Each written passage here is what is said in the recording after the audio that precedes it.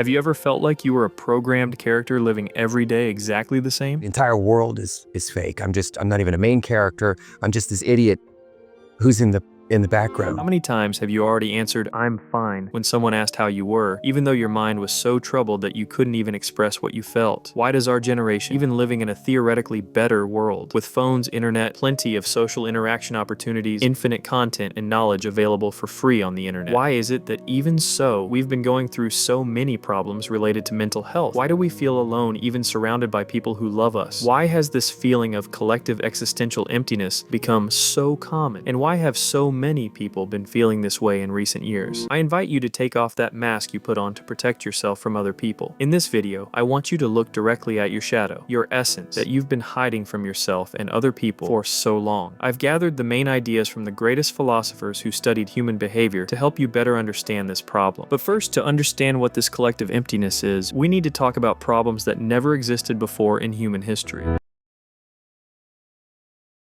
In the past, you compared yourself to your neighbors, coworkers, and family members. Today, that comparison is with people from all over the world. You open Instagram and see a guy with an incredible physique, a beautiful girl with no flaws, the 15-year-old kid who made millions of dollars last month. Unconsciously, you start feeling like a failure. Damn, here I am at 22 years old, still not a millionaire, don't have a physique, don't have a girlfriend. I really am a failure. The truth is, it will never be enough. No matter what you achieve, there will always be someone who achieved more, someone more beautiful, someone who got rich younger, or simply someone who achieved much more than you while putting in less than half your effort. Influencers can completely control their image that's portrayed in the media. Everything is calculated, from showing an incredible aesthetic body that would take years to achieve naturally, to even showing a perfect marriage so people compare and see how their current relationship is boring and bland. We all have a hidden part. Carl Jung, a Swiss psychologist, called this hidden part the shadow. The shadow is everything we repress because it's not appropriate or beautiful enough to show the world. But on social media, since everything is easily manipulated, people only show the edited, filtered, and staged version of life. And then you compare this part that would be the influencer's stage with your real life and your behind the scenes, with problems, insecurities, and bad days. You're competing with fantasies, but your brain doesn't know that. It only knows that you're losing, and this generates anxiety. You feel increasingly insufficient and like a failure.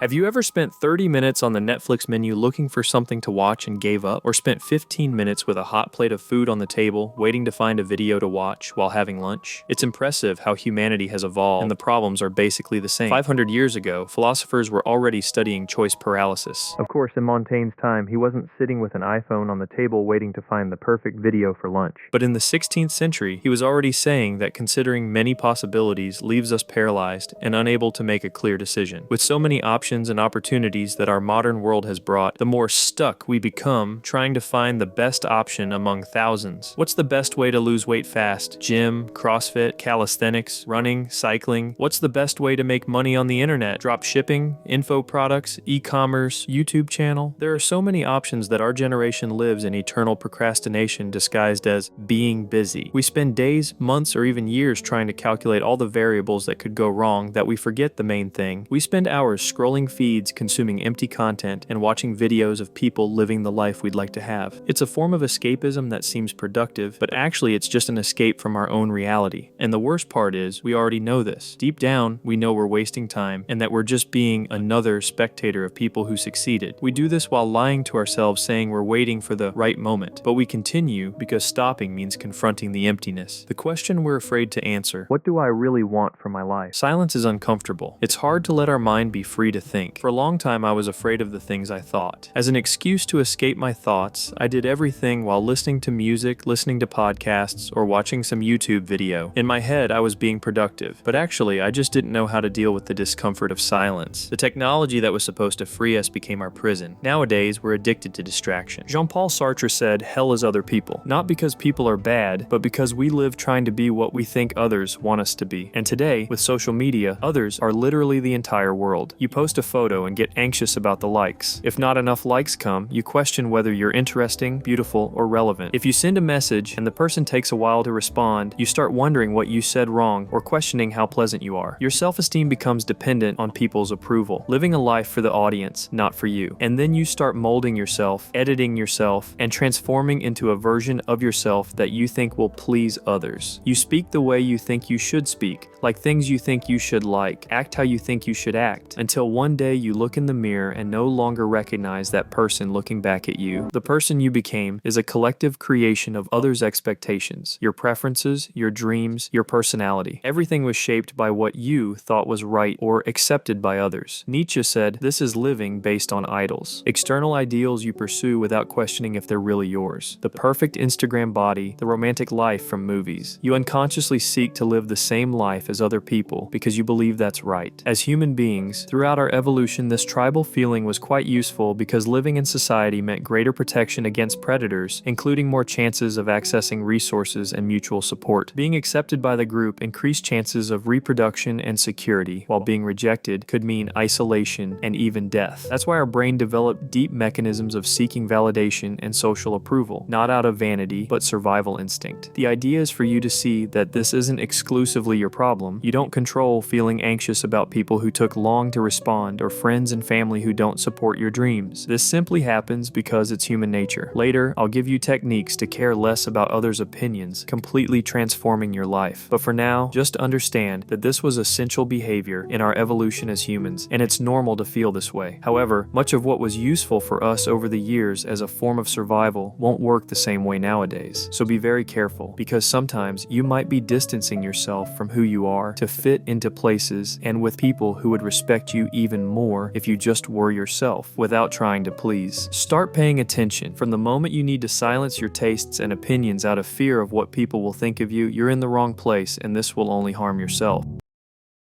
We were born in a strange time. We seek meaning in places that can't give us meaning. We seek purpose in likes, in follower numbers, in work positions, in relationships we barely know. I believe you've already heard phrases like, "Don't base your happiness on external things because you become their slave."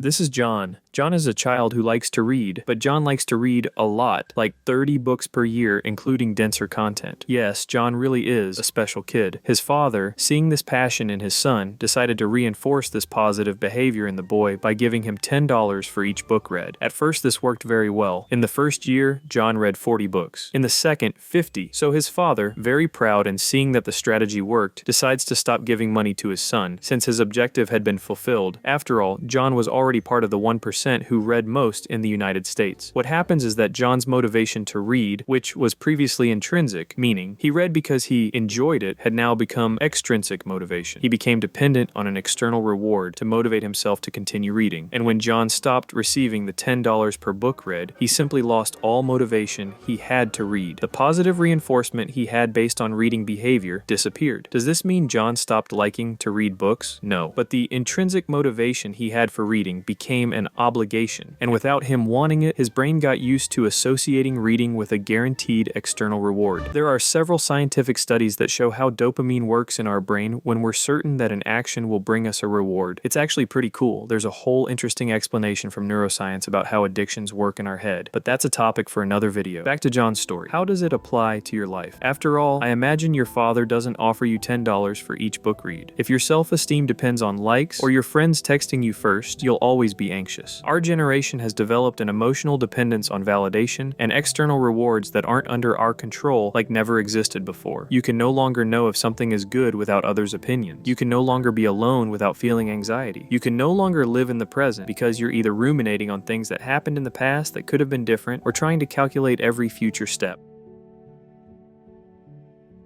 When was the last time you did something because you really wanted to and not because you had to? The more you repress aspects of your being, the things that make you a unique person, the more you distance yourself from who you naturally are. This can include personality traits considered bad like anger, envy, and selfishness, as well as repressed positive potentials like courage and creativity. Carl Jung developed the concept of shadow as a central part of his analytical psychology. For him, the shadow represents this hidden side of our personality. It's everything we hide hide behind the mask we present to society. When we deny our own shadow, we automatically project it onto people around us, judging them based on what also exists in us. That's why as we get older, we become so similar to our parents, and even more similar to the one we argue with most. Suppressing this shadow is living an empty life, ignoring yourself, and trying to escape from who you really are. This emptiness you feel is a warning from your soul saying you're living the wrong life. It knows you have incredible potential and knows you're not okay with yourself because of what you've been doing lately. It's trying to alert you to change this because you deserve more. The more you run from your shadow, the stronger it gets. The only way to integrate your shadow is to look at it head on and accept that it's part of you. Here are some signs that you're running from your shadow and need to pay more attention to this. When you want to work with something creative, but choose a safe course just to please the family. When you feel like speaking your mind, but swallow everything to maintain the image of a calm person. When you know you're in a relationship that drains you, but continue because you think it's better than being alone. When you have a strong intuition about something, but ignore it because it doesn't make sense. When you feel desire for someone, but repress it because you shouldn't.